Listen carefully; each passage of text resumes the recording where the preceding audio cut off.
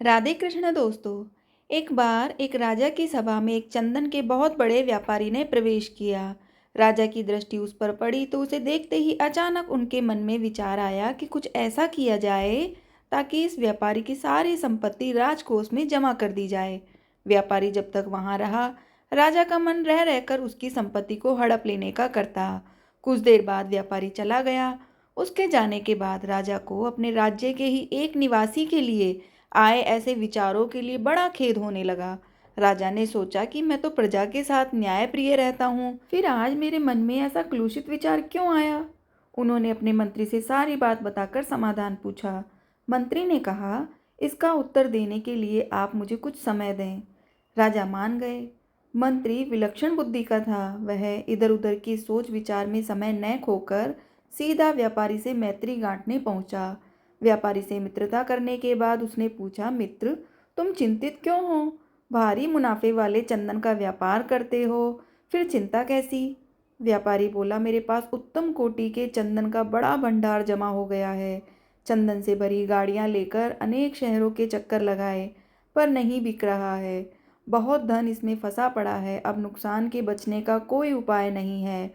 व्यापारी की बातें सुनकर मंत्री ने पूछा, क्या हानि से बचने का कोई उपाय नहीं है? व्यापारी हंसकर कहने लगा, हाँ, अगर राजा की मृत्यु हो जाए तो उनके दाह संस्कार के लिए सारा चंदन बिक सकता है। अब तो केवल यही एक अंतिम मार्ग दिखता है। व्यापारी की इस बात से मंत्री को राजा के उस प्रश्न का उत्तर मिल चुका था जो उन्होंने व्यापारी के संदर्भ में पूछा था। मंत्री ने कहा, तुम आज से प्रतिदिन राजा का भोजन पकाने के लिए 40 किलो चंदन राज रसोई भेज दिया करो। पैसे उसी समय मिल जाएंगे। व्यापारी यह सुनकर बड़ा खुश हुआ। प्रतिदिन और नकद चंदन बिक्री से तो उसकी समस्या ही दूर हो जाने वाली थी।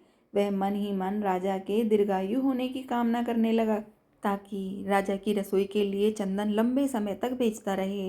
एक दिन राजा अपनी सभा में बैठे थे। वह व्यापारी दोबारा राजा के दर्शन को वहां आया। उसे देखकर राजा के मन में विचार आया कि यह कितना आकर्षक व्यक्ति है। इसे कुछ पुरस्कार स्वरूप अवश्य दिया जाना चाहिए। राजा ने मंत्री से कहा, यह व्यापारी पहली बार आया था तो उस दिन मेरे मन में कुछ बुरे भाव आए थे और मैंने तुमसे प्रश्न किया था।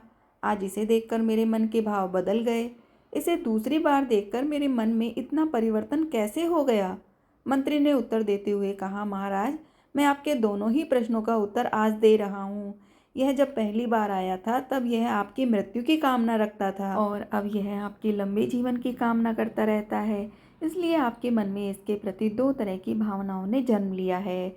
जैसी भावना अपनी होती है वैसा ही प्रतिबिंब दूसरे के मन पर पड़ने लगता है। यह एक मनोवैज्ञानिक सत्य है। हम किसी व्यक्ति का मूल्यांकन कर रहे होते हैं तो उसके मन में उपजते भावों का उस मूल्यांकन पर गहरा प्रभाव पड़ता है। इसलिए जब भी किसी से मिलें तो एक सकारात्मक सोच के साथ ही मिलें ताकि आपके शरीर से सकारात्मक ऊर्जा निकले और वह व्यक्ति उस सकारात्मक ऊर्जा से प्रभावित होकर आसानी से आपके पक्ष में विचार करने के लिए प्रेरित हो सके।